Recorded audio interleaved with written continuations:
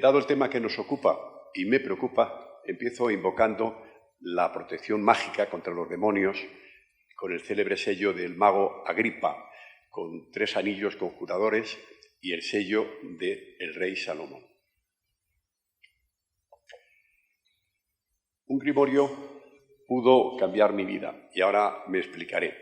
En los inicios de mi adolescencia yo tenía curiosidad por hablar un día con un demonio y me dijeron que en los grimorios había letanías para unos u otros y que había demonios que eran tranquilos y que les gustaba hablar y estas cosas. Y dándole vueltas elegí a uno que se llamaba Kiel, que es un demonio que se evoca los domingos en luna nueva, a medianoche, en un lugar solitario, y en pago había que entregarle un pelo propio que yo entonces andaba sobrado. El libro tenía instrucciones para hacer varias cosas, aquelarres, encantamientos, hechizos, talismanes, etc. Pero yo, insisto, no quería otra cosa que hablar con el demonio, pero solamente hablar, porque yo lo que no quería es vender mi alma, no se la he vendido a nadie, pues no se la voy a vender al demonio. Por lo tanto, no era esa la intención, sino simplemente hablar amigablemente. Y nos fuimos un par de amigos, yo le convencí a un amigo para que fuésemos y por la noche, pues sin luna, con una oscuridad tremenda, con una linternita, pues fuimos al medio del campo y debajo de unos árboles leímos el grimorio y cuando gritamos los dos al unísono que se hiciese presente Kiel, pues en ese momento salieron de un ruido de las ramas del árbol que estaba al lado, que nos asustó mucho creyendo que eran demonios que venían ya a secuestrarnos. Y naturalmente salimos corriendo como alma que lleva el diablo y no sé finalmente si es que le asustamos al propio Kiel y se marchó una vez que por la estampida que hicimos, o por otro lado, pues que habían aves nocturnas que se quitaron del medio. No lo sé. Y nunca lo sabré porque se lo confesé al sacerdote y me dijo que quería ver el libro y le di el libro y me dijo un día fui a por el libro y me dijo que lo había quemado, que el libro ese era para quemarlo. Yo, la verdad es que siempre me he quedado con la duda de si lo quemó o no. Bueno, pues el caso es que me quedé sin el libro y me he quedado sin hacer esta experiencia. Bueno, y luego hay una segunda oportunidad que tuve, eso fue hacia el año 70, principio de los años 70, Francisco Ramallo, un ocultista famoso que teníamos nosotros aquí en España, que aquí en Madrid en concreto, que era un funcionario del Ministerio de Información y Turismo, pues me dijo que podía hacer una sesión para atraer al demonio, al que él llamaba macho cabrío. Y también quería atraer al mismo tiempo a la paloma, que yo creo que era el Espíritu Santo, pero no se lo pregunté. El caso es que hizo una serie de invocaciones en la casa de una amiga frente a un ventanal y bueno, las invocaciones eran muy bonitas porque eran unos grimorios bellísimos de recitar. Y después de algún algún problema que tuvimos con el horario, que había que hacer primeramente a las 12 el asunto a las 12 horas solar, pues bueno, el caso es que finalmente al cabo de media hora o una cosa así, de decir una serie de veces que repetía que venga el macho cabrío y la paloma. Y le vi cada vez que estaba como más excitado. Entonces ya se estaba poniendo colorado y todo, y yo le vi que, digo, este chico le puede dar una cosa en la cabeza del disgusto porque no viene el macho cabrío y la paloma. Y entonces, el caso es que yo ya le vi tan excitado que yo estaba a su lado, él estaba con su atuendo para hacer el ritual, con una especie de bata blanca, preciosa, y le dije al oído, digo, pero otras veces tardan tanto en acudir. Y él me dijo, como un bramido, me dijo, estos cabritos siempre me hacen lo mismo, no han venido nunca.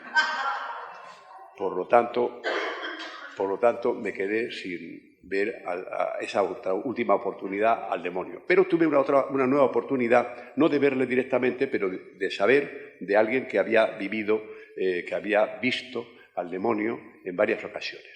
Fue exactamente en 1980, en un programa de televisión, que le he puesto aquí el enlace por si alguno quiere verlo, que era La Clave, la que dirigía José Luis Balbín, sobre brujería. Y hubo unos compañeros del coloquio muy interesantes, y entre ellos estaba la reina de las brujas Wicca, Maxine Sander. Maxine Sander, a lo largo del coloquio, pues dijo que había visto varias veces al demonio.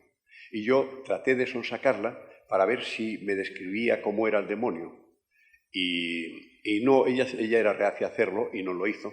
Pero yo vi una ocasión que ya se acercaba la hora del corte publicitario y dije, ahora es la mía, porque entonces le pedí que me hiciese, ya ante las cámaras todavía, estábamos todavía en los últimos segundos, digo que le pedí que yo le daba un papel en blanco y un rotulador y que durante el descanso pues que hiciese el dibujo, que como pudiese. Y ella aceptó a regañadientes, pero lo hizo. Y cuando ya lo había hecho, me lo dio, y cuando empezaron el programa de nuevo, la cámara de televisión, se puede ver en el vídeo, pues enfoca a mí y yo tenía delante el papel, pero por desgracia el dibujo que hizo era muy pequeño, o sea, no ocupó todo el papel, sino simplemente pues 6 centímetros, 7 centímetros, una cosa así, muy pequeña.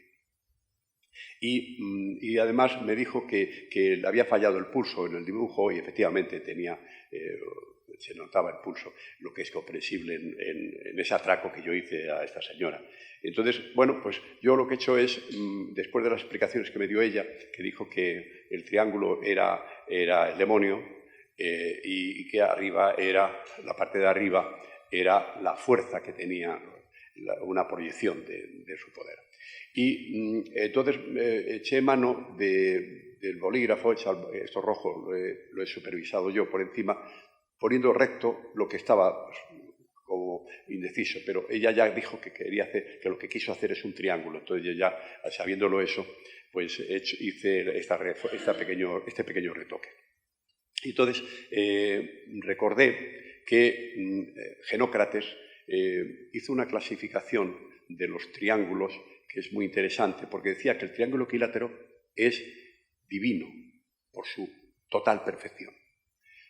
El escaleno es humano por su imperfección, por todos los 3 lados son desiguales. Y el isósceles, que tiene 2 lados iguales, es demoníaco por acercarse a la perfección. Y es lo que hizo ella, un triángulo isósceles. Ella optó, yo le dije que describiese cómo era el demonio, o sea, pero no, ella no me hizo una fotografía del demonio. Entre otras cosas porque yo le dije antes que si él ya había hecho alguna fotografía del demonio y me dijo que lo intentó, pero nunca salió nada. Claro, entonces yo ya lo tuve claro y se lo dije así en el coloquio. Le dije, bueno, lo que usted ha tenido no es una visión del demonio, usted ha tenido una alucinación. Una alucinación es eso exactamente, es cuando se ve algo que no ven los demás y que tampoco se puede fotografiar. Y le dije pues, una serie de cosas. No le dije una cosa que es elemental, pero se lo podría haber dicho, que le ocurrió igual que las brujas, que cuando quieren volar, pues también es una alucinación. Bueno, pues entonces pasamos al siguiente, por lo tanto, otro fracaso, porque realmente ella hizo un icono, una cosa simbólica, no hizo una descripción del demonio. Simbólica como puede ser el triángulo de la Santísima Trinidad en el cristianismo, con el ojo de Dios en el centro. Bueno, pues el caso es que tras este fracaso, lo que no nos quedó otra opción en casa, María del Carmen de Vicente y a mí, pues optamos por hacer bibliografía infernal. Y leímos mucho de este esta iconografía, de todo lo que sea infernal. Tenemos una colección como de unos 100 libros aproximadamente solamente de demonios. Y luego, pues venía la lectura, una lectura que fue muy, muy interesante y nos ratificó mucho haber iniciado esas lecturas. Y luego también dijimos, bueno, pues vamos a coleccionar íncubos, súcubos y otros demonios. Y entonces tenemos varias máscaras en nuestra casa que son de demonios, y tenemos este demonio, que es el que os he puesto en la pantalla, que forma ya parte es un íncubo, porque es un demonio que se llama íncubo porque seduce a las mujeres y se pone arriba de ellas. Entonces, forma parte del paisaje nuestro, de nuestro hogar. En medio siglo hemos ido reuniendo una serie de material que hoy tengo que hacer una síntesis apretada, por lo tanto habrá cosas que yo explique rápidamente, pero que luego se puede leer despacio el que tenga interés en ello.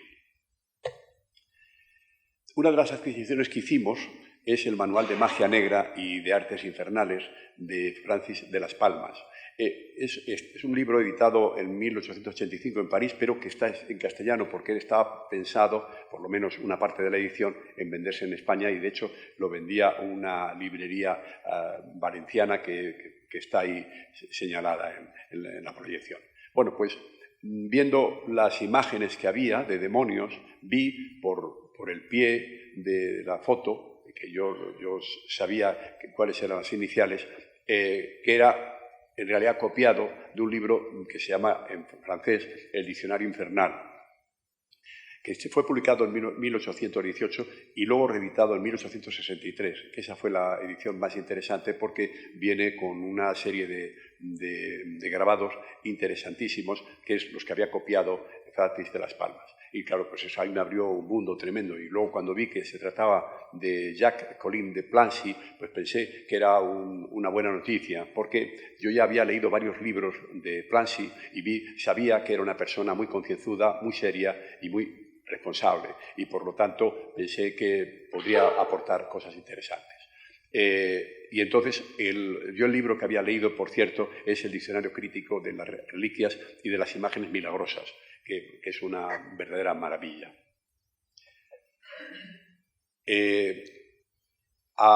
Número de demonios. Bueno, pues a la formación básica la llamaron Legión, que es una fuerza profesional, la más importante de un ejército, que suele ser profesión o de élite.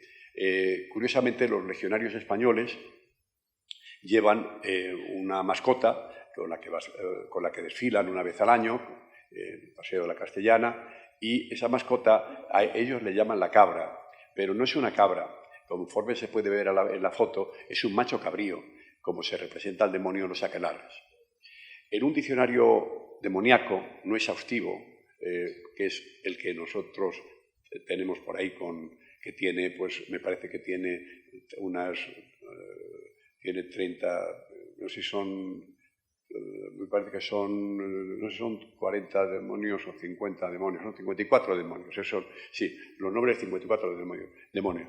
Entre ellos, estos demonios, bueno, son más demonios, pero me parece que son 300 más o menos. Pero los que yo quiero ahora señalar son los que tienen mando, son los que tienen el mando sobre una o varias legiones. Normalmente son bastantes legiones. Entonces, por lo tanto, estos 54 tienen sobre 2.642 legiones, más o menos.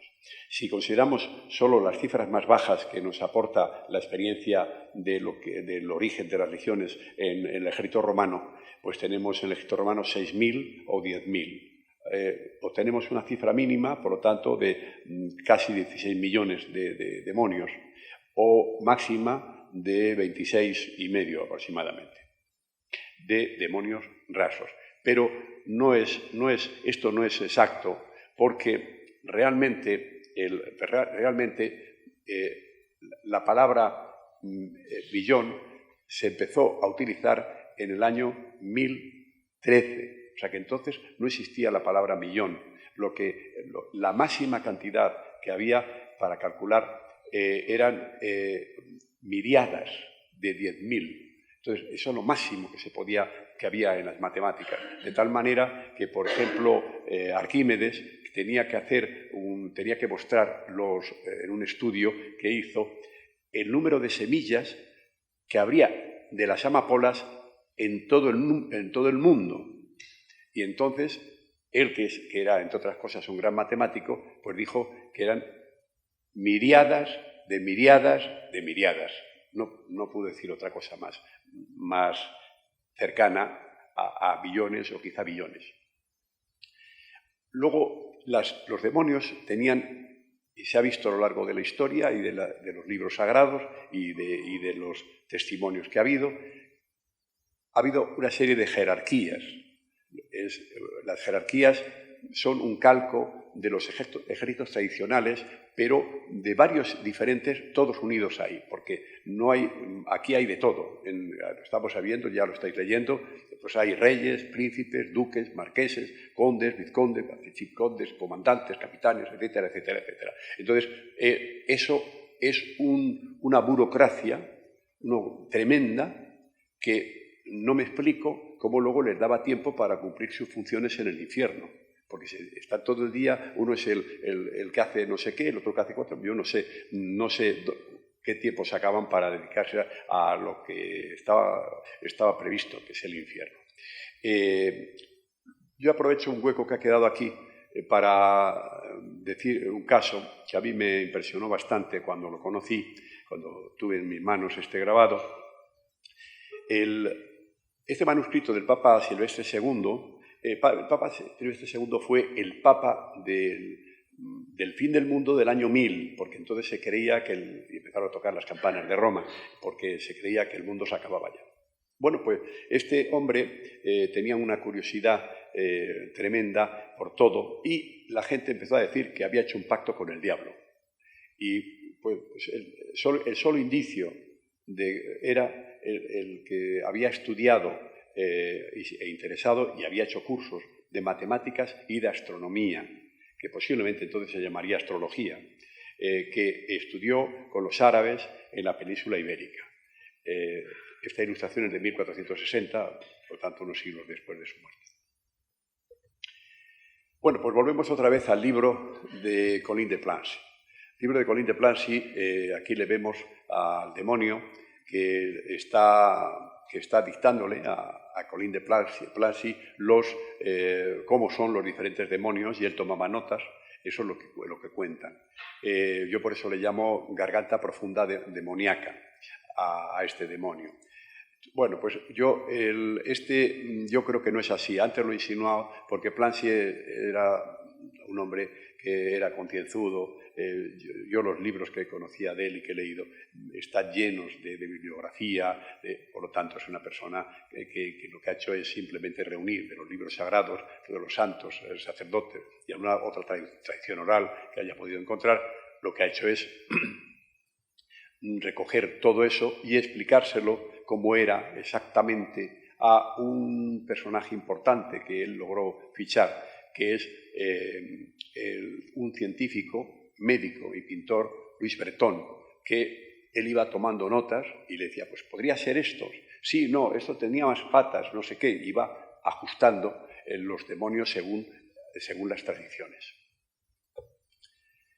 Y vamos a empezar, este no está, está en el libro, pero tiene otro que no me gusta mucho porque ha quedado un poco mal, y entonces he puesto una versión moderna del Satán o Satanás. Como veis tiene cuatro cuernos y es un tetracornudo y zoomorfo. Bueno, pues el Satán o Satanás, en el texto de las religiones hebreas, trae el mal y la tentación. Es sinónimo de Lucifer. Luego hay otro que es Belial. Belial es un demonio que es el príncipe coronado de los infiernos, es el demonio de la corrupción y las ganancias, tan idolatrado en estos lares en las que vivimos. Belial es tan poderoso que en una ocasión aprisionó, según se dice, 6.766 demonios, así por las buenas, sin que pudieran resistirse. Bueno, aquí tenemos a Belial, y le he traído aquí porque es de los pocos demonios que vamos a ver que se parecen más al ser humano. Belial y su corte infernal fue recibido en audiencia privada por Salomón, el rey Salomón. Parece que ambos llegaron a un acuerdo porque Belial lo celebró marcándose un baile en pelotas ante la complacencia del rey, que parece jalearle con el bastón de mando, y acompañado del ayudante del rey, que, si lo observáis, le han ido saliendo, mientras tanto, durante el ceremonial, cuernos demoníacos.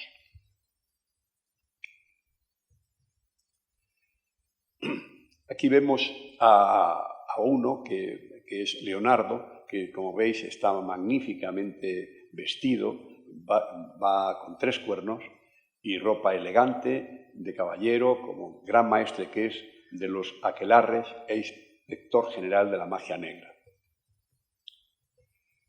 Aquí tenemos a otro que es Lechi, que es cornudo y zoomorfo también, es el equivalente al yeti vasco.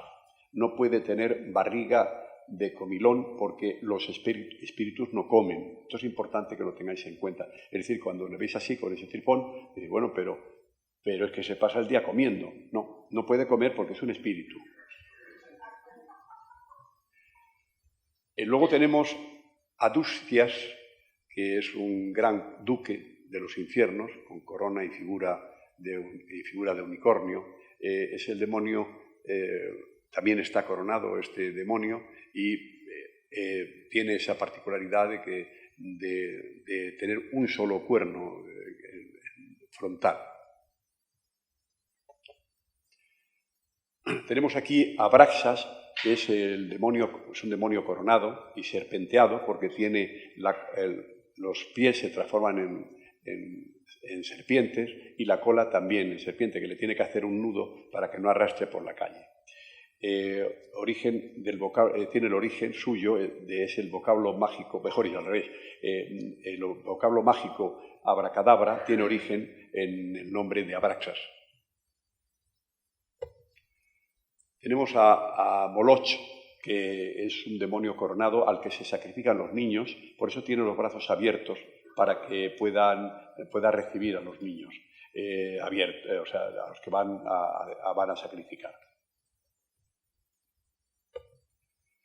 Astarot es un desnudo, como veis, coronado y alado, ve el pasado, el presente y el futuro.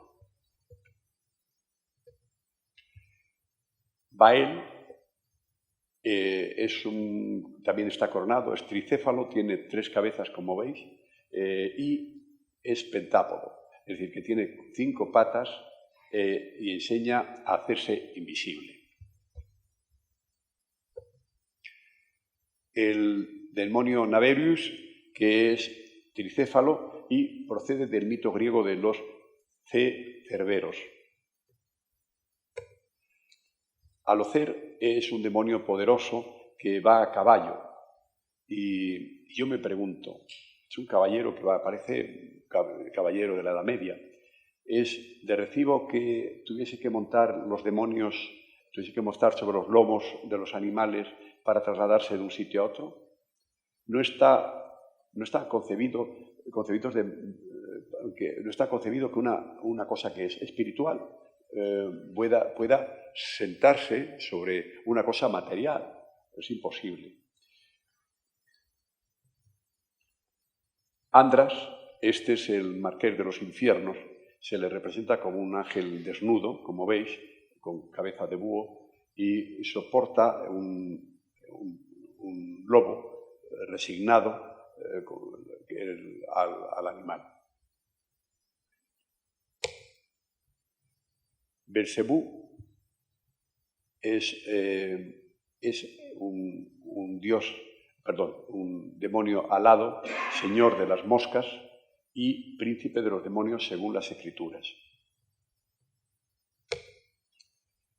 Hay otro que va a caballo, pero ojo que este es un caballo diferente, porque resulta que las alas no las tiene el demonio, las tiene el caballo, pero no tiene las alas correspondientes a un ser mitológico como Pegaso. No, tiene las alas de un vencejo, más bien de un animal bueno, lo tengo en la punta de la lengua, lo diré. Murciélago. Un murciélago. Entonces es una cosa curiosa, porque como un demonio, que es un espíritu, tiene que coger a otro demonio, porque realmente, según le vemos ahí al caballo, le han hecho demonio con esas alas. Tenemos a Belfegor, que es un cornudo distribuidor de riquezas. Tenemos aquí a Azazel, que significa cabra de emisario, cabra emisaria, o de emisario, o chivo expiatorio. Tenemos aquí Eurinome, que es un cornudo trasero. Es una cosa curiosa porque los cuernos tienen alguna utilidad cuando son delante, pero claro, traseros no tiene mucha utilidad. Y luego dice Pausanias que se alimenta de cadáveres. Pausanias fue un hombre muy culto y con muchos conocimientos, pero no sabía muy bien lo de las almas, porque las almas no reciben alimentos para sobrevivir, no tienen necesidad de ello. Aparte de otras cosas, no las pueden digerir, es imposible, porque para eso se hace falta una serie de materias. Luego tenemos aquí a Behemoth, que personifica a Satanás. Y es muy curioso porque es un personaje que figura en el libro de Job y que se ha desdoblado. Es decir, que por un lado ha salido Leviatán, que morará en el abismo donde mandan las aguas, y luego está Behemoth. Behemoth, es decir, que te estamos hablando de uno que es mujer y otro que es hombre, el segundo hombre y el otro mujer. Luego hay otro que es Adramelech, que es el presidente del Alto Consejo de Diablos, intendente del guardarropa de Satán, porque Satán tenía su guardarropa. Bueno, preside el Alto Consejo de los Diablos y además se presenta, como se ve, bajo la apariencia de cabeza de mula y cuerpo, por lo menos tórax de humano. Y luego tiene la cola de pavo real. Amón, también otro célebre demonio, se puede parecer con el cuerpo de lobo, cabeza y pico de búho, dientes caninos, con una enorme serpiente a modo de cola. Procede del dios egipcio Amón, helenizado del nombre egipcio Im. Pero vemos que, aunque proceda, no se parece. Es decir, esta es una foto que hice yo del dios Amón, no parece que se parezca. Luego tenemos aquí a Buer, que es muy curioso este personaje, que tiene cabeza de león y luego tiene las extremidades gamadas. Se han puesto 5 patas que están dobladas como la cruz gamada, como si estuviese girando. Y es un enigma saber para qué tenía las 3 patas de arriba, porque las de abajo podría ser para andar, pero eso es el caso de que tuviese materia, pero es que si no teniendo materia no tiene mucho sentido que tenga patas. Y luego está Flauros, que es un gran general del infierno, que se aparece con una parte de leopardo, la cabeza, y otra humana. Aquí tenemos a Borim, que es un demonio de los incendios. Aparece como un hombre con 3 cabezas, una de gato, otra de serpiente y otra humana. Está montado, a su vez, sobre una serpiente. Aquí tenemos a Puslas, que también estamos hablando de lo mismo que hemos hablado antes, y es que que tiene cabeza de león, va cabalgando sobre un oso. ¿Cómo podrá cabalgar un espíritu sobre un oso, que es materia? Eso es imposible. Lilith es una diosa en algunas culturas, por ejemplo Babilonia, pero normalmente es una entidad demoníaca que goza con matar a los niños pequeños. Fue la primera esposa de Adán, la creada de la misma tierra que fue creada Eva. Ella no aceptó servir a Adán y escapó del jardín del Edén. Dios mandó a los ángeles a que le detuviesen y Dios la maldijo y le dijo que no volvería jamás a tener, mejor dicho, a parir hijos. Y ella paría a razón de 100 hijos por día. Ahora Lilith es lo que dicen las escrituras y todo esto, claro, naturalmente, no lo que digo yo. Ahora que me le invito a transmitir. Lilith es la consorte del demonio Samael, con quien procrea cientos de demonios. Antes de convertirse en la señora de los demonios, durmió una noche más con Adán. Y en esa sola noche nacieron, no ya que gestaron, sino que nacieron 3 hijos suyos. Por fin, en estas aventuras suyas, finalizó con esta aventura de Lilith, finalizó la sección de los demonios de Plancy, que eso podría tener una conferencia, pero habiéndolo pasado deprisa, pues podemos hablar de otros temas.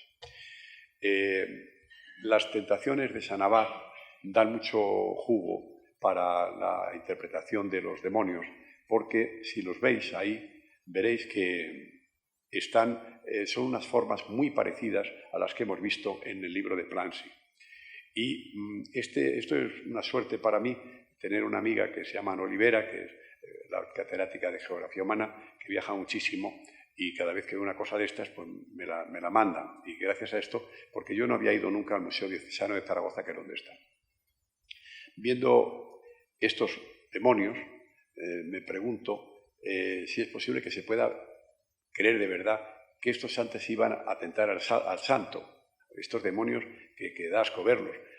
No desde el punto de vista pictórico, que es una maravilla, sino una cosa es tener una pintura y otra cosa es tenerlo al lado que te está tratando de morder y cosas de estas. A lo sumo se podría aceptar que tanto incordio le excitase su paciencia, que tuvo mucha el santo, porque la libido lo veo difícilmente. Pero es con estas imágenes con las que aterrorizaban desde los púlpitos a la feligresía temerosa de tener que lidiar un día con ellos en el infierno.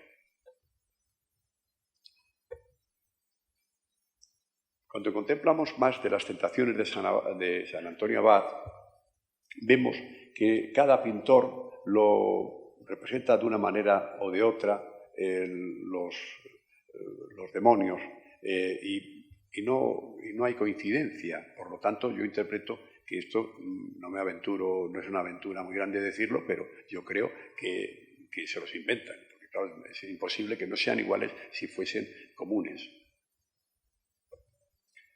Y aquí hay una cosa muy curiosa de las tentaciones de San Antonio Abad.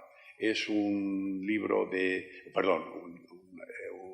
una lámina en este caso es un lienzo, de Pieter Kirch. Vemos que hay una señora que ofrece al santo una hermosa mujer, que ahora tiene... Eso ya, cuando lo he visto, digo, hombre, esto tiene coherencia, porque ¿cómo va una persona, o sea, un diablo asqueroso, cómo va a excitarle a nadie, ¿no? Pero esta señora, esto tenía buen ver. Y entonces el anacoreta despreció el ofrecimiento que hacía la alcahueta esta que está detrás de ella. La cosa se complica si la señora desnuda fuese Santa María Magdalena. Ana, fíjate tú, Santa María Magdalena, porque tiene los atributos inconfundibles de la desnudez, belleza, cabellera larga y tarro o vaso de perfumes. Por lo tanto, puede ser perfectamente en la intención del pintor Santa María Magdalena.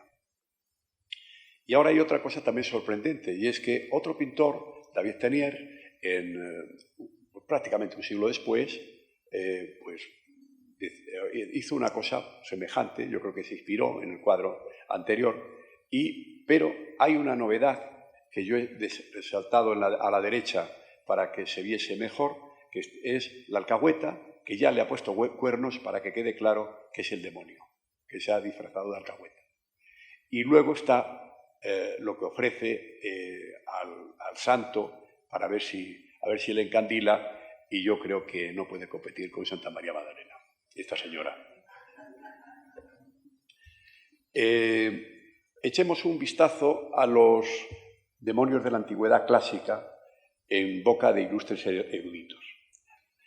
Aquellos pensadores que no parecía preocuparles los demonios en aquellas épocas, los demonios ya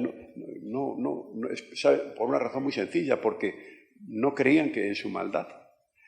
Por demonios se entendía cualquier tipo de ser espiritual cuyo ámbito de existencia y actuación fuera la tierra y el mundo de los humanos. A los griegos, Eurípides y Esquilo llamaban daimon en el sentido de difunto. El romano Cicerón, en el siglo I a.C., decía que aquellos a quien los griegos llamaban demonios, nosotros les denominamos lares, o sea, lo que son dioses tutelares del hogar. Hesíodo, 700 años antes de nuestra era, llamaba demonios y a unos supuestos intermediarios del ser humano y la divinidad. Y Platón coincide 2 siglos después, con Jenofonte además, en que el genio de Sócrates, que creía oír, no era sino su propio talento, lo que podríamos llamar el no consciente, que yo prefiero llamar no consciente al inconsciente, para no relacionarlo con personas que son inconscientes, que es una cosa equívoca. Y por eso, cuando lo formuló Jung, era claro el inconsciente colectivo. Pues bueno, entonces, como consecuencia del temor que empezaron a suscitar los demonios, algunas religiones infundieron el miedo de los demonios, lógicamente, y los seguidores de las mismas trataron de protegerse mágicamente de los entes diabólicos y pensaron que a lo mejor el hierro que tiene, que cuando le da el sol se hace de espejo un poco, creían que eso podría ahuyentar a los demonios, porque dicen que huyen de la luz. Y con esto hicieron muchos amuletos de diferentes formas y los llevaba la gente para estar protegidos. Bueno, pero los hechiceros, para que esto fuese aceptado por el cristianismo, porque se conocían el poder inmenso de los sacerdotes, pues hace un guiño a la Iglesia diciendo que el hierro sí, pero tiene que estar bendecido esa forja el día del Jueves Santo. Pero las religiones estaban viendo que se les estaba yendo el asunto de las manos. Ellos estaban vendiendo parcelas de la gloria. Aquellos protectores mágicos estaban de alguna manera haciendo competencia desleal a la Iglesia, a las iglesias o a las religiones. Y de inmediato trataron de poner freno a estos fetiches, y la Iglesia en el siglo VII después de Cristo dijo que prohibió, que le echa narices, que prohibió los anillos, brazaletes y amuletos de hierro. Un poco más tarde de lo que podría haber sido, porque ya era demasiado tarde, porque ya la práctica ya había calado pronto en la población y no hicieron mucho caso. Y bueno, llegó otro momento para la Iglesia para poder sacar rendimiento a algo que se trataba al final de la interpretación de un santo que luego llegó a ser el obispo de Canterbury, pero que era en realidad un hombre que vivía que trabajaba el hierro en una fragua. Pues Dustano, que ya iba para santo, ve que entra un sujeto que dice que le ponga unas protecciones en los pies. Entonces, él, que era muy sagaz, dijo, bueno, pues este es el demonio. Y entonces, sí, bueno, esto es Satanás, está claro. Pues él, con gran astucia, lo que hizo fue decirle, bueno, pues sí, de acuerdo, pero le tengo que encadenar a usted para poder hacer esto que usted quiere en la pared. Y el otro entró al trapo, o sea que no son tan listos los demonios como se dice, y el santo le procuró, el que iba para santo, como digo, procuró tanto dolor que el demonio, para liberarse del suplicio, le juró que jamás entraría en casa alguna donde hubiese una herradura. Desde entonces el santo pasó a la iconografía religiosa, conforme lo estáis viendo, con una fragua de hierro y un demonio quejumbroso al que le agarraba la nariz con unas tenazas. Inmediatamente los cristianos empezaron a poner detentes en sus puertas, de su forma parecida a la media luna, y el contacto con el animal mítico que es el caballo, pues hicieron todo. Tenía que ser de caballo, no podía ser otro animal, y por lo tanto tenía que tener 7 agujeros, que no hace simetría, porque el 4 y 3 tiene que llevar. Entonces el caballo sí los lleva y es el único animal que los lleva. Los otros llevan 4 y 6, los que son los mulos y los bueyes y los asnos. Bueno, y además el caballo pues tiene una belleza sensacional que siempre le ha relacionado con los dioses.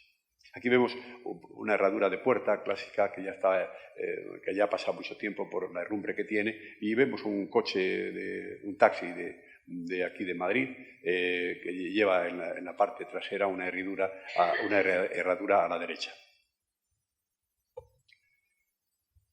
Ahora vamos a hablar de un tema delicado, pero que dedicaron la Iglesia mucho tiempo en analizarlo. Avanzada la Edad Media, se acuña la expresión poner los cuernos para denotar una infidelidad conyugal. Se creía entonces que los demonios machos o íncubos se dedicaban a fornicar a las mujeres durmientes, para lo que le ponían los cuernos en el pecho de la involuntaria o voluntaria adúltera. La cornamenta se convierte en la característica del diablo y por ende el poder de la brujería. Se creía que el saludo de las brujas consistía en hacer el signo del cornudo. Lo he hecho rápido para que no haga ninguna foto haciendo el signo. Que luego sale, que ya luego veremos un caso que ha dado la vuelta al mundo, y que ya comentaré. Fue con este contexto cuando se fragó la costumbre esta de hacer el gesto de los cuernos para obtener protecciones mágicas, que ahora lo hacen de otra manera, hacia abajo, que hacen así, cuando toca madera, están haciendo el signo de los cuernos. Bueno, de la fortaleza de estos cuernos de los demonios da fe, supuestamente, esta columna que hay en la vía pública en Milán, que está al lado de la iglesia de San Ambrosio, que el demonio en cuestión debía ser muy bajito, por lo que vamos a ver ahora, porque él lo que hace es que entra y le pide a San Ambrosio que deje de hacer la puñeta con el tema de la guerra abierta que tiene en la ciudad de pecados y tentaciones, porque lo que quería el demonio es que hubiese muchos pecados y tentaciones. Por esta respuesta, el santo, aprovechando un descuido del diablo, le pegó tal patada en el trasero que le dejó incrustada la cornamenta en la columna. Y entonces la columna está, mejor dicho, donde está supuestamente los agujeros de la cornamenta, está a la altura de la cabeza del María del Carmen de Vicente, que mide 1,67. Sí, tiene que ponerse de rodillas y además agacharse. O sea, por lo tanto, yo decía antes que debe ser un demonio enano. Bueno, pues el caso es que el demonio se le quedó clavada allí la testa hasta con mucho dolor y muchos movimientos logró sacarla. El dolor no me lo explicó muy bien, porque para eso hacen falta una serie de elementos que solamente tenemos los seres humanos para sentir el dolor. Pero lo que no me explico es que pudiese hacer el agujero, desde luego, y siendo, como digo, un espíritu. Y luego, mucho menos, cómo pudo el espíritu recibir una patada en un trasero que no tenía. Luego hay otras protecciones mágicas que se han hecho contra el demonio, contra el maligno. Esto ya fue lo que hizo hacerse con el mercado las religiones, y los curas, los sacerdotes, etc. A los sacerdotes no les gustaba nada esta competición que le había salido, competencia que ellos no veían una moneda por ello. Entonces, el caso es que sacaron unos detentes, que son del Sagrado Corazón, que dice: detente, enemigo, el corazón de Jesús está conmigo. Por supuesto, el enemigo es el demonio. En otras ocasiones basta el vocablo detente para entender que se dirige al maligno, y por lo tanto no hace falta decir, simplemente diciendo detente ya todo el mundo sabe que es detente al maligno. Bueno, y son también muchos los que tratan de proteger del demonio, llevando esto que está en la parte baja en la otra fotografía, que va en tela y que se puede colocar en cualquier parte del cuerpo. El Papa Pío IX concedió una bendición especial a todos los que lleven estos detentes y los escapularios con detente. Durante los primeros siglos del cristianismo, Satán no se mostró que se sepa a nadie por lo que no existía. O sea, en ese periodo no hay ningún referente de su físico. Es en el segundo concilio de Nicea, en el año 787, cuando se dictaminó sobre los demonios, que es imposible decir que son incorporales, puesto han sido observados muchas veces en su propio cuerpo por aquellos a los que Dios ha abierto los ojos. Esto lo dice unos señores que han estudiado, que son personas cultas y que al mismo tiempo dicen que son espíritus los demonios, igual que los ángeles, ¿no? Y ahora vamos a hablar de otro libro que a mí también me hizo mucho impacto, y a María del Carmen de Vicente también, que es un libro que fue el libro de cabecera de una reina cristiana, la reina Isabel I de Inglaterra, por la gracia de Dios, que tenía puesto la gracia de Dios como Franco lo tuvo. Entonces, contaba a la sazón 26 años, y su libro de cabecera era Unas historias prodigiosas de Pierre Boaistuau.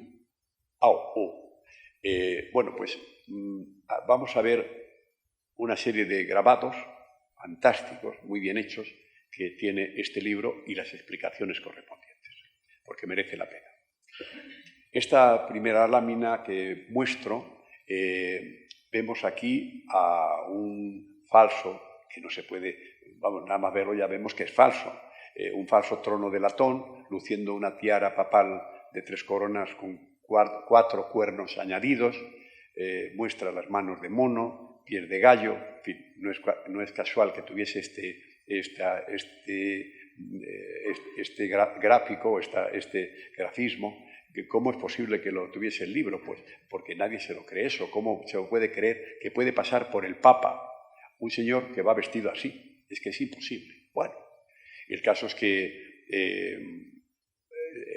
hay que tener en cuenta que ya estaban separados de la Santa Sede. Es decir, que la jefa suprema de la Iglesia anglicana, que era la reina, llevaba ya un año de reina, después de medio siglo de haber obtenido obediencia de la Santa Sede, y hicieron esta ignominia, porque es una ignominia para la Santa Sede, es evidente la intención. Aquí tenemos cómo los reyes estaban educados. Es decir, esto era la educación de los reyes. ¿Para qué les educaban? Pues para, por ejemplo, ser temerosas de Dios, por ejemplo. Como si fuese un personaje cruel, Dios. Y es aquí porque escriben que lo que escribe el libro de Daniel, que en realidad no se lo inventan ellos, pero claro, ellos hacen aquí la imagen esta, que es muy reveladora. Fue Nabucodonosor, fue uno de los primeros represaliados de la divinidad, porque según Daniel no tenían criterio sobre un asunto de la justicia divina, y por eso lo que dijeron, pues mira, pues fue Dios y les dijo, bueno, pues que esté 7 años, vaya moviéndose lejos de su reino, con el cuerpo lleno de pelo, lleno de su propio vello que le había crecido, y unas manos y unos pies que les salieron como pezuñas. Iba a 4 patas y así estuvo 7 años. Hay otra iluminación del cuadro, o sea, de los pergaminos aquellos, porque, ojo, aquello no era un libro como lo vemos ahora nosotros, era una serie de hojas encuadernadas, si acaso, pero en todo caso no un libro.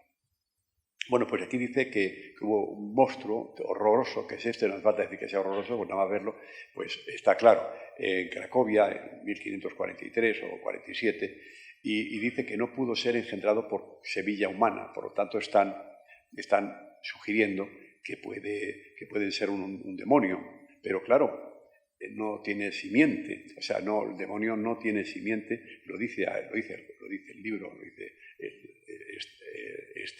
este documento. Bueno, y entonces, ¿cómo puede engendrar? Pues de esto vamos a hablar después. Este demonio, con 2 cuernos y pies de cabra, pues también es de las tentaciones de San Antonio Abad. Exigió presentarse y este contestó: soy un hombre mortal como tú y vivo en este desierto, uno de estos que el vulgo ignorante llama sátiros o íncubos.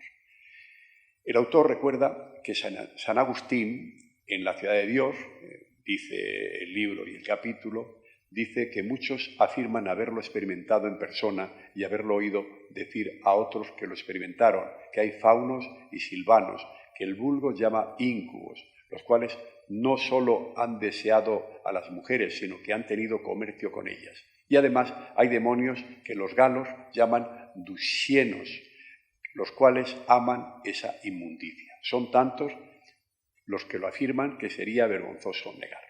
Bueno, yo quiero decir que en defensa de San Agustín, que era un hombre inteligente y culto, yo creo que esto fue muy al final y muy presionado por la curia, pero él anteriormente defendió que los demonios no podían cohabitar. Aquí tenemos un caso muy curioso que relata, que en realidad lo escribe Mirandola, y ellos se hacen eco de esto, que fue un sacerdote que conoció a una diabla o un diablo familiar bajo la figura de mujer que le seguía por todas partes. Le veis ahí detrás de él, por todas partes. Dice que en todas sus acciones, de modo que el vulgo, no pudiendo comprender el misterio de estas cosas y no viendo nadie junto a él, lo consideraba loco. El sacerdote le llamó a este súcubo Hermelina, o súcuba, como quisiera llamarle. Bueno, pongo aquí una ampliación para que se vea mejor que la súcuba tiene hasta el pubis, tiene vello el pubis, y le sigue por todas partes. Ya le vemos que no sabemos si incluso en la cama, no lo llega a decir, pero dice que está siempre con él. Bueno, yo creo que se trata de una alucinación de libro. Llegamos a ver un detalle del pubis, que él solamente lo veía él. Y las alucinaciones son creadas por la mente. Y no por fuerza de los locos, porque hay alucinaciones que no se corresponden con los trastornos psiquiátricos, simplemente producidas por insuficiencias hepáticas, renales, sida, cáncer de cerebro me refiero, o simplemente dormir, y los sueños. Los sueños son alucinaciones, son cosas que vemos y que no existen, no tienen existencia, por lo tanto, no hay que ir a estas enfermedades para decir que es una cosa que nos puede pasar a cualquiera. Y para terminar con el libro de cabecera de la reina Isabel I de Inglaterra, traigo el caso que narra Gaspar Piceno. Es una maga virgen de Bolonia, Italia, que era muy apreciada por sus artes musicales y que falleció. Y que un demonio creyó que podía sacar unas perras al asunto de dinero si la daba de nuevo la vida. O sea, no se la dio directamente el demonio, el que se lo pidió era el que realmente podía ser el representante de ella, por ejemplo. Entonces, el caso es que le dio un ungüento o cualquier otra cosa que pudiese ser, y la hizo que resucitase provisionalmente. De tal suerte de que inmediatamente se puso a danzar, se puso a tocar el arpa, saltaba, iba de representación en representación, etc., hasta que otro hechicero, seguramente envidiando los negocios que estaba haciendo el otro, fue allí, deshizo el hechizo, o sea, rompió el hechizo, y ella cayó muerta inmediatamente, ya para siempre, ante la contrariedad del demonio, claro, y del nigromante. Dejamos el libro de cabecera de Isabel, de la reina Isabel, y hablamos de los miniaturistas medievales, de los que habían hecho los que acabamos de ver. Se exprimieron la imaginación para describir escenas que ellos nunca habían visto. ¿Y qué es lo que hacían? Aplicar los clichés que tenían en el cerebro de las cosas mundanas. No podían hacerlo de otra manera. Y esto, que no parece una teoría, pero aquí lo vemos perfectamente. Estamos viendo cómo destrozan los cuerpos de los que están en el infierno, que por cierto recuerdo que no tienen el cuerpo, son almas. Y entonces, ¿con qué pues es que en realidad son las ruedas de una noria, que es lo primero que se le ocurrió al miniaturista pues con una noria de la que se utilizaban para sacar agua y no para sesgar o segar los cuerpos. Luego tenemos cómo se va presentando, y entonces hay el demonio, y hay una cosa muy curiosa de un cronista benedictino, Raúl Laber, que hizo una descripción que está ahí pormenorizada de cómo es el demonio. Mandíbula de perro, agitados movimientos, convulsivo, histérico, etcétera, etcétera, etcétera. Aquí le vemos en la imagen cómo está debajo de él de la estatua que tiene en el monasterio. Bueno, entonces yo me pregunto, ¿cómo un demonio puede adoptar el cuerpo, tener tan mal gusto para la seducción? Es decir, ¿cómo un demonio que puede cambiar su físico, según las teorías estas, la metamorfosis suya, que puede adoptar la forma que quiera, cómo va a hacerse una cosa tan horrorosa? Pero ¿a quién va a tentar el demonio con esa forma? Y menos si quiere hacer ningún tipo de seducción. O sea, eso parece mentira. Aquí hay otra descripción de Pedro el Venerable, del monasterio de Cluny, de uno de los novicios que se despertó con nada menos que con el cuerpo de un oso encima de él. Y luego vio a un buitre gigantesco que le amenazaba con un hacha y que le intentaba cortar un pie. Bueno, pero vamos a ver. Yo miro a este animal y digo, vamos a ver, ¿cómo se puede apañar este animal para coger un hacha y cortarle un pie? Que no tiene ni pie ni cabeza. Otra alucinación, es evidente. Y luego, desde finales del siglo XV, se va diversificando cada vez más las descripciones de Satán, y hay una tendencia a humanizarlo un poco, que sea más creíble para un ser humano que pueda ver algún elemento positivo en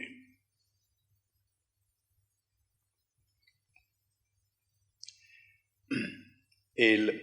Y hay un caso del hermano Rufino, que, amigo de San Jerónimo, que Satán se mostró ante él, pero él ya se dio cuenta de sus destellos luminosos y dijo, este es el demonio. Y entonces, como correspondía a sus orígenes angélicos, tenía todavía esa luminosidad. Bueno, y entonces se dio cuenta y entonces inmediatamente el demonio, que también era muy listo, se dio cuenta también y tuvo que desaparecer con tanta premura que hizo la famosa gran hendidura que existe en el Monte Averno. Entonces, ahora lo voy a poner para que se vea el Monte Averno. Perdón.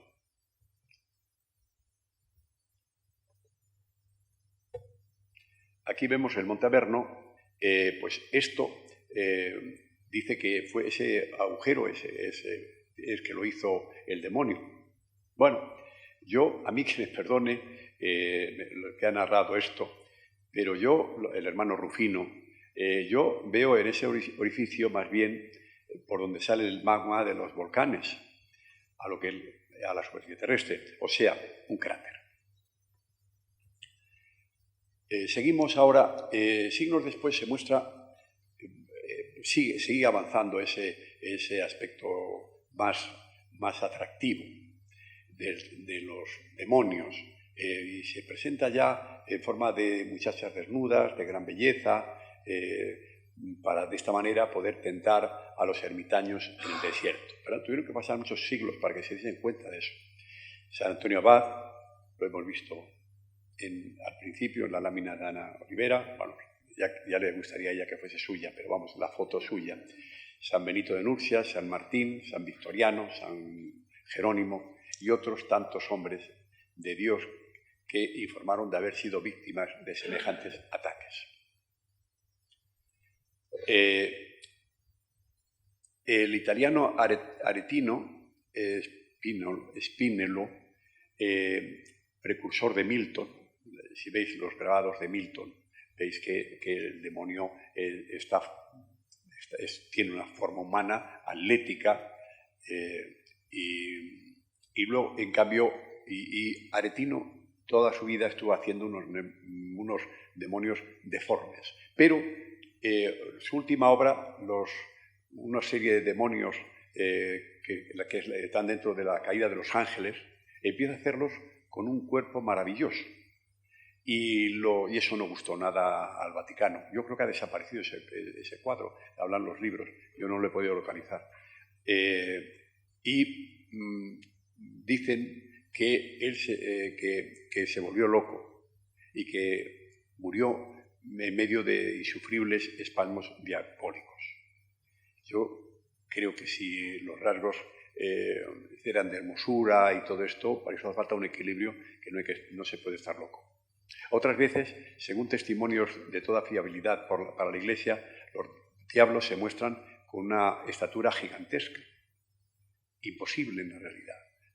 Gilesberto, de Autun, dice que vio uno que tenía una estatura gigantesca y cabeza minúscula, mientras que San Antonio ya dice que llegaba a las nubes la cabeza. Nosotros hemos llegado a exportar demonios, nos hemos exportado al Nuevo Mundo. Ellos ya tenían sus demonios, sus cosas parecidas, pero no eran tan crueles como los que les pintaban ellos. Y vemos aquí cómo en estas láminas que les servían a ellos para hacer su propia catequesis, están los demonios que son muy parecidos, por cierto, a los de Plancy. Están los demonios fustigando a los nativos, pero observar que no tocan a los españoles, que están ahí bien vestidos y que los demonios ni osan tocarles. Y incluso hay un personaje que está con ellos, que es nativo evidentemente por el color, pues que parece que tampoco le tocan, porque seguramente ya será un converso. Y el que está a la derecha del español, que está de espaldas, el demonio, se está acercando demasiado al español y yo creo que va el nativo hacia el español a ver si le protege. Y el español le hace un gesto al demonio diciendo que te está pasando. A veces ha asegurado que Baphomet de los templarios fue o es adorado como un dios por los masones. Y quisiera un poco hablar sobre este tema. Yo no soy masón y por lo tanto no he participado nunca en sus ritos, aunque han tenido la deferencia conmigo de dejarme fotografiar por dentro sus lugares de encuentro. Incluso me han llegado he ido a una hora que me habían dicho que solamente había allí una secretaria. La secretaria se quedó en su despacho y me dijeron que yo podía deambular con Mari, Carmen de Vicente, por todo el local sin dar explicaciones a nadie y haciendo todas las fotos que quisiera. Digo esto porque yo nunca allí vi la figura de Baphomet. Y además conozco a varios masones, algunos de ellos amigos míos y a alguno que está en esta sala, y de ninguno puedo concebir que realice tales cultos. San Basilio, padre de la Iglesia y doctor, fue uno de los primeros en pontificar sobre la morfología de los demonios. Arguyó que sus cuerpos eran encarnaciones compuestas de vapores condensados. Esta hipótesis, ingeniosa, desde luego, no solo fue compartida por sus contemporáneos del siglo IV, sino que nos acompañó hasta la Edad Moderna. Esta concepción daba también respuesta a la cuestión de los cambios de visibilidad e invisibilidad, según se condensasen o no se condensasen. Santo Tomás de Aquino, por su parte, creyó hallar una solución. Los demonios no poseen un cuerpo material, pero pueden tomarlo prestado de los humanos. Es ingenioso. Tal formulación fue recibida con alborozo, como es lógico, por los especialistas. Y luego, siempre hay pelotas que quieren todavía apoyar más a Santo Tomás de Aquino, que no lo necesitaba, que dice, claro, el mal olor de las brujas se debía a su contacto físico con los cuerpos en descomposición que luego tomaban los demonios, obviando que una de las cosas obvias del mal olor que podrían tener las brujas, que es la falta de aseo. El asunto de los órganos sexuales de los demonios fue una de las cuestiones que mantuvo ocupados a los eruditos cristianos, aunque cueste trabajo creer que tanta variedad y precisión en las descripciones proviniesen de personas tenidas por virtuosas. Silvestre Prierias aseguraba que sabía de demonios dotados de penes bífidos, de forma semejante a la lengua de las serpientes. Llegó a afirmar, los más viciosos ostentan un pene triple, que les permitía realizar al tiempo cópula, sodomía y felación. Perdón por esta obscena lectura que hago, pero es que la dice el teólogo privado del Papa León X y maestro de San Bartolomé Espina. Desde fines del siglo XV, las excentricidades demoníacas quedaron reflejadas en las actas del Tribunal de la Inquisición. Y las descripciones que hacen de Satán pues son normalmente tratando de complacer a los inquisidores. Si un inquisidor no le gusta una descripción, media vuelta más en la tensión de la pierna y el otro dice, bueno, pues, ¿pero usted qué es lo que quiere? ¿Que yo diga esto? Pues yo digo esto, si a mí me importa un bledo. Luego, por lo tanto, daban libre curso a la fantasía para satisfacer las bajas pasiones del tribunal. Vemos un caso ya, para ir terminando, de Asmodeo, que era un demonio celoso. Y hubo ya como consecuencia muchos demonios por ahí que circularon que eran celosos. Y hubo un caso que habla del Erasmo, nada menos que Erasmo. La amante de un íncubo que residía en un pueblo de Alemania, inició una relación con el hijo del posadero. Y cuando el demonio lo descubrió, provocó un incendio en todo el pueblo. Toma ya. Es decir, tenía un problema con esta señora y quema todo el pueblo. Luego, el tema de los celos también fue motivo de discusión entre los demoniólogos, que es que existía un lazo, unos decían un lazo erótico de placer entre el hombre y la mujer. Perdón, entre la mujer y el íncubo, perdón. Para otros, solo era una cuestión de abuso de poder. La creencia popular en demonios y espíritus malignos ha ido desapareciendo poco a poco a partir del siglo XVII, poco a poco, conforme se iba acercando el siglo de las luces y de la Ilustración. La creencia en íncubos y súcubos, especialmente los primeros, favorecieron la bestialidad sexual durante los siglos XV, XVI y XVII, ya que empezaron a hacer una combinación muy mala de íncubos con machos cabríos, súcubos con cabras, etc. Eso se llamó zoofilia.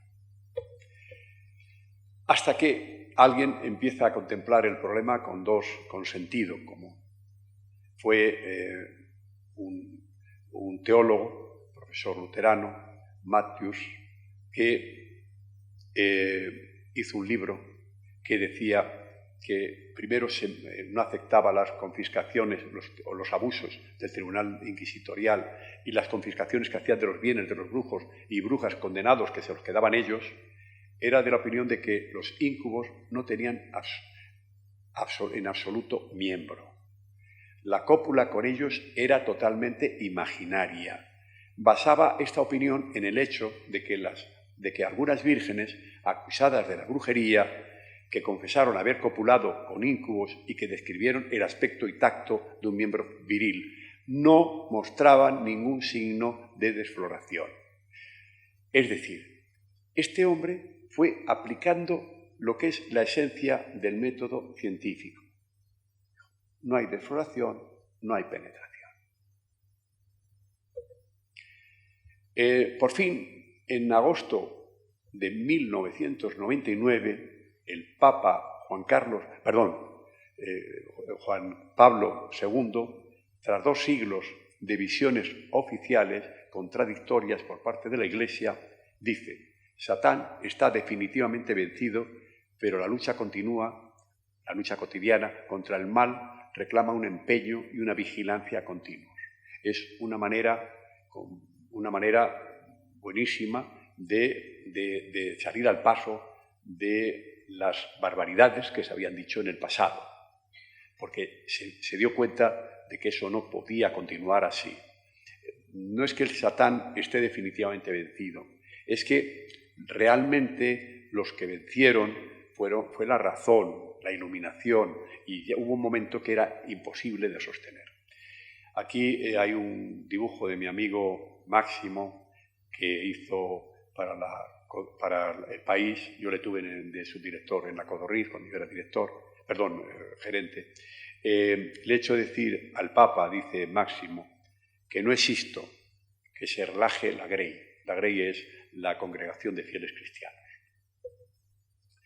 Y últimamente el Papa sobre este tema no ha dicho mucho, pero dice a unos niños, que le pregunta a un niño, le hace una pregunta muy inteligente, pregunta que si existe el infierno, si Dios es bueno, ¿cómo puede existir el infierno? No es mala pregunta. Dios, dijo el Papa, perdona todo, pero saben que había un ángel muy orgulloso, que era muy inteligente y tenía envidia de Dios. ¿Entienden? Quería ser Dios y Dios quiso perdonarlo, pero él decía: yo no tengo necesidad de perdón, me basto a mí mismo. Pues bien, no es lo que está escrito en la Biblia, pero puede sonar bien a los niños de la catequesis, pero creo que el Papa Francisco debería clarificar públicamente el asunto de los demonios, dando una versión para adultos, aunque tenga que enfrentarse al poderoso inmovilismo que hay dentro de la Curia Romana. Yo creo que hace falta una actualización bíblica, después de tantos años, ha habido tantas cosas que yo creo que hay que actualizarla, la Biblia.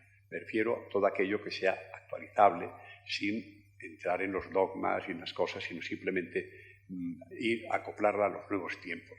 Por ejemplo, no tiene sentido racional y además es contradictorio con la creencia de que los demonios son espíritus como los ángeles que pongan en boca de Dios, dirigiéndose a Lucifer, lo que sigue en el Antiguo Testamento, que yo lo entrecorto para no hacer larga la frase. Innumerables piedras preciosas adornaban tu manto, dice Dios, rubí, topacio, diamante, etc. Y yo te he arrojado del monte de Dios y te he exterminado, oh querubín protector, entre las brasas ardientes, y yo te he derribado en tierra. Bueno, vamos a ver. Si es espíritu, no puede llevar manto ni piedras preciosas. No se le puede exterminar. Es inmortal. No hay posibilidad de derribarle. No hay posibilidad de quemarle, porque no es material. No puede chocar en la caída porque el espíritu, por definición, no está sujeto a la atracción de la fuerza de la gravedad. Pues todo esto yo creo que habría que depurarlo. La Biblia está escrita por seres humanos, con independencia de que alguno de los autores crea seguir el dictado de Dios, que yo respeto naturalmente, pero ninguno de los libros sagrados atribuidos a Dios ha anticipado a la humanidad nada de provecho, nada que desconozcamos, y sin embargo ha incurrido en graves errores que se han cometido siglos después, siglos después por el avance de la ciencia. Ante las evidencias demostradas experimentalmente, no han dicho, pues sí, es así. No. Han tratado de tapar la boca del científico que lo había demostrado. Kepler, Copérnico, Galileo, Darwin, por solamente citar unos cuantos. En vez de plantearse la credibilidad y el origen de sus textos sagrados y, por lo tanto, ponerlos de una manera que no nos tengan que hacer comulgar con ruedas de molino. Ciertos dogmas o axiomas religiosos que nos han ido imponiendo durante siglos, que se han ido acumulando concilio tras concilio, que no tuvieron los anteriores, los que han vivido, por ejemplo, antes de Cristo, naturalmente, cuando no mediante el monopolio de la atribución al Santo Padre de la infalibilidad, si habla, es cátedra. Entonces yo creo que todo esto habría que depurar, porque hemos ido aumentando la alforja de estas cosas que estos dogmas hemos ido aumentando, y ya llega un momento que posiblemente ya no quepan en las alforjas cerebrales de una parte notable de la humanidad, por la que ya no cabe en cabeza humana, y creo que ha llegado el momento, sinceramente lo creo, de hacer limpieza. Una respuesta que ha tenido yo pensaba aquí, tenía un texto pensado contra los satánicos, pero es que los satánicos no siempre son todos los que aparecen en los periódicos, sino hay gente que cree seriamente en esto. Y por otra parte yo creo que es un movimiento antisistema religioso que está avanzando en adeptos, lo estamos viendo. Normalmente proceden de personas decepcionadas por las religiones, influenciadas por publicaciones satanistas que naturalmente reorientan sus creencias. Este movimiento fue impulsado por Eliphas Levi, autor de este libro.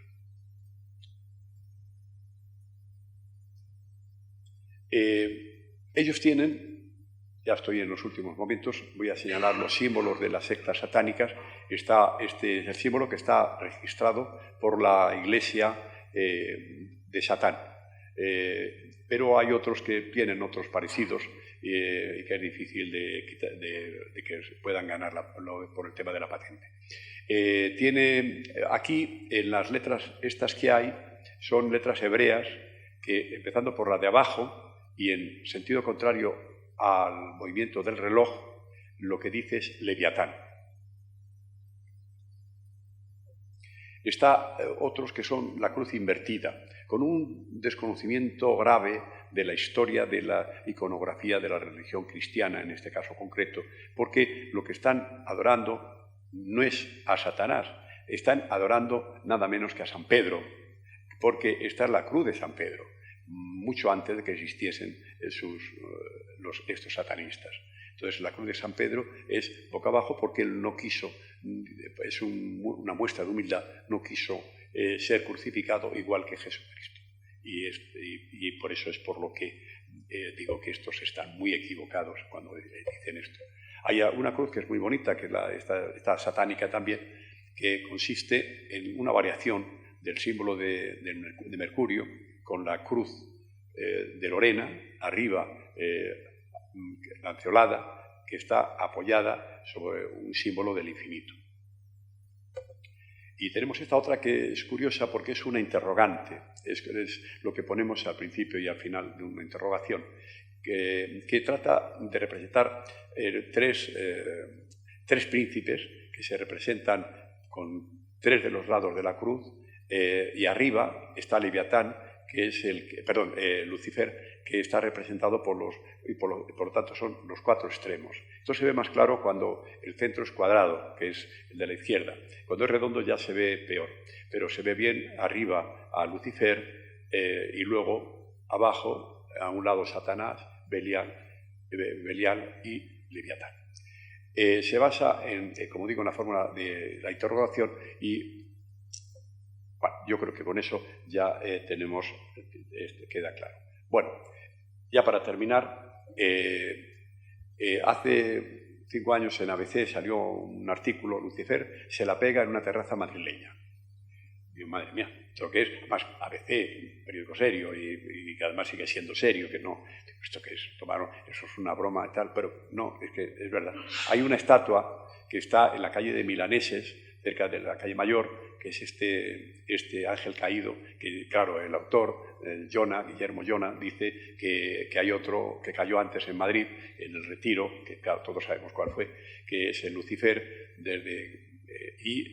pero luego él dice que hay uno en Turín, que es un monumento al traforo de Frejus, que dice que es un ángel que tiene una estrella en la cabeza. Pues entonces, esto no hay duda, es la estrella de la mañana, por lo tanto es Lucifer. Pero yo voy a añadir otro más, que voy a mostrar el ángel caído de Montresor, Francia, de Constantino Corti, que fue contemporáneo de Belver, el que hizo el del Retiro. Y estos, curiosamente, las dos estatuas fueron exhibidas en la Exposición Universal de París de 1867. Bueno, pues ya para terminar, voy a terminar con el caso de un asunto madrileño también, que es el Diablo Cojuelo. Entre la colección de libros que tenemos este libro que es raro. Raro, ¿por qué? Porque el autor, Vélez de Guevara, es un autor que nunca escribió una obra como esta. Fueron obras de teatro, unas 400 aproximadamente. Y escribió poemas, pero no esto. Entonces, en sus últimos días, cuando ya le quedaba poco tiempo, escribió este libro. Que es único este libro, porque luego además tiene, en este caso concreto, en la edición que tenemos nosotros, tiene unas ilustraciones de Goñi que son una preciosidad, que ahora veremos, alguna. Y esto es una crítica que hace de los vicios de Madrid. Y esto es como un esperpento, a mí me recuerda mucho los esperpentos de Ramón del Valle Inclán, que él veía en los espejos cóncavos y convexos del Callejón del Gato. Y él, yo creo que también algo de esto hizo Vélez de Guevara. Y que para justificar la trama presenta un estudiante, don Cleofás, que huyendo de la justicia por los tejados de Madrid va a caer en la casa de un astrólogo o mago que descubre que tiene un diablo encerrado en un recipiente de cristal. Y le dice el diablo que si le saca del cristal, que Cleofás le acompañará por el cielo de Madrid y le enseñará los pecados de los vecinos y las intimidades. Entonces, lo consigue y el diablo Cojuelo, va y le dice, bueno, pues vamos a... saca los tejados para ver lo que hay debajo. Entonces está viendo... Bueno, entonces esto está basado en una vieja historia que es de la Polinesia francesa. Se trata de un diablo introducido en una botella, algo muy parecido, indestructible, templado al fuego del infierno, que satisface a su propietario todos sus deseos, en contrapartida de que su dueño, al fallecer, vaya al infierno. Lo que no puede es pedirle la inmortalidad. La botella no se puede regalar ni tirar, porque siempre vuelve a su propietario. Solo se puede vender por menos de 1 céntimo, y se asegura que la botella fue propiedad de Napoleón de Bonaparte en sus momentos de mayor esplendor, pero que la vendió momentos antes de sucumbir en Waterloo y ser desterrado a la isla de Santa Elena, donde falleció en 1821. Luego apareció en 1880 en Papeete, la capital de Haití, que lo tenía en ese caso un navegante, un contramaestre ballenero.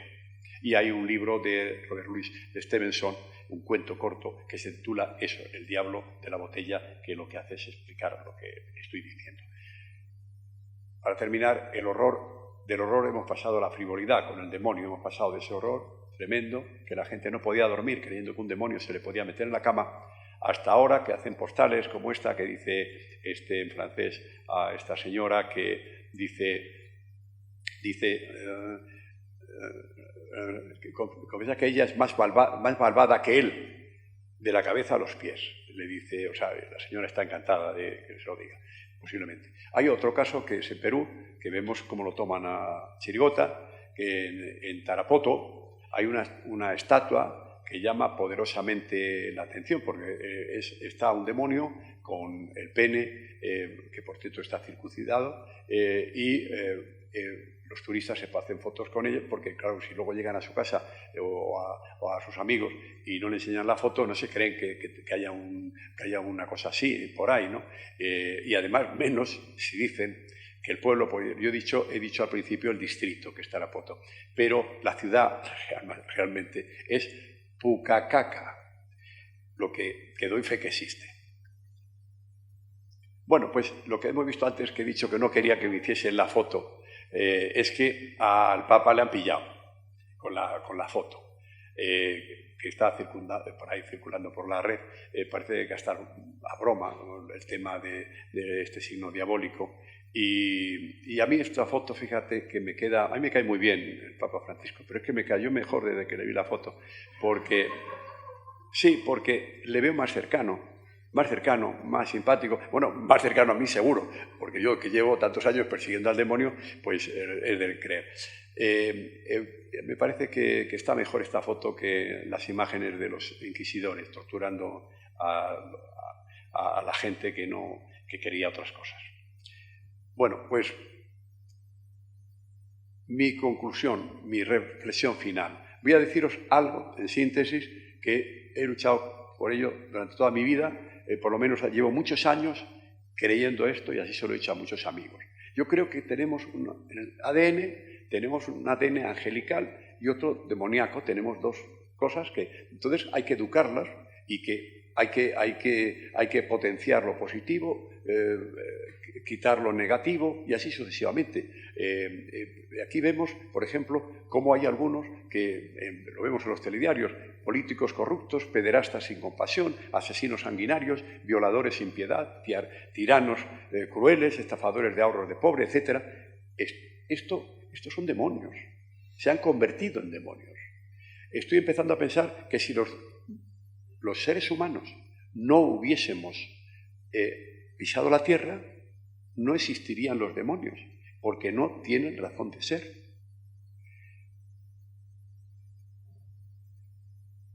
Y ya está bien de echar la culpa al demonio. Somos nosotros los que somos los culpables si hacemos mal, pues tenemos que dar la cara. Y tenemos que hacer como en las legislaciones de todos los países, yo creo. La tentación del demonio no es una circunstancia eximente. Como digan, no, es que me tentó el demonio y me llevé el dinero del Banco de España. Pues no, no es un eximente. O sea, está claro. Pues nosotros tenemos que hacer lo mismo con nuestros actos. No, que no haya eximentes. Nosotros hacemos y tenemos que enfrentarnos a esto para que no vuelva a suceder. No basta que nos confesemos y que nos pongan un Padre Nuestro y unas Ave Marías, porque si salimos y volvemos haciendo lo mismo, no hemos hecho nada. Lo que tenemos que hacer es salir de allí, de la confesión, con la idea de que tenemos que reformar nuestra vida y que no podemos convertir nuestra vida en un infierno. Y hace poco me encuentro con esto que a mí me parece un regalo magnífico que me ha hecho la vida. La ciencia empieza a reconocer que hay una parte del cerebro que es la parte de los malos, de los asesinos, violadores, ladrones, etc. Porque un investigador, Roth, ha estado haciendo análisis por capas del cerebro de estos malhechores y ha visto que todos coinciden en una mancha oscura, una mancha que hay en el lóbulo central y que asegura, el científico, comparten los cerebros de estas personas. Pero lo que es importantísimo es que, por otro lado, han estado los que hacen meditación trascendental haciendo pruebas y viendo el cerebro cómo está en los momentos que están en éxtasis, en lo que no puede ser más positivo, y resulta que está en el mismo sitio. Tenemos ahí una zona del cerebro dedicada a hacer el bien o el mal. Es increíble. Así que yo me voy a mandar imprimir una camiseta que he montado con un demonio al que le he puesto un rótulo de «Hemos abandonado los infiernos para morar en vuestros cuerpos». Para hacer campaña de esta hipótesis me la voy a poner todo este verano pasando un calor infernal provocado por los que se han hecho multimillonarios contaminando la capa de ozono de la Tierra.